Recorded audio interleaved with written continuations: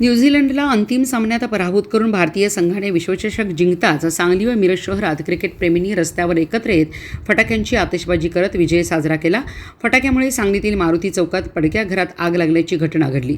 रविवारी रात्री विश्वचषक स्पर्धेत भारतीय संघाच्या खेळाडूंनी दमदार कामगिरी करत अंतिम सामन्यात विजय संपादन केला. त्यामुळे आनंद साजरा करण्यासाठी अनेक तरुण हाती भारतीय ध्वज आणि भगवा ध्वज घेऊन रस्त्यावर उतरले. सांगलीतील मारुती चौकामध्ये हजारो तरुण आनंद साजरा करण्यासाठी जमले होते. यावेळी मोठ्या प्रमाणात फटाक्यांची आतिषबाजी करण्यात येत होती. मारुती चौकामध्ये पेटता फटाका एका वडक्या इमारतीत पडल्याने आतील वाळलेल्या गवताने पेट घेतला.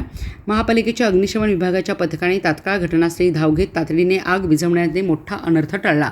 तरुणांना आनंद साजरा करत असताना संयम पाळण्याचे वारंवार आवाहन पोलिसांकडून करण्यात येत होते. मात्र तरुणांचा हुल्लडपणा सुरूच राहिल्याने अखेर पोलिसांनी सौम्य लाठीमार करून गर्दीला पांगवले.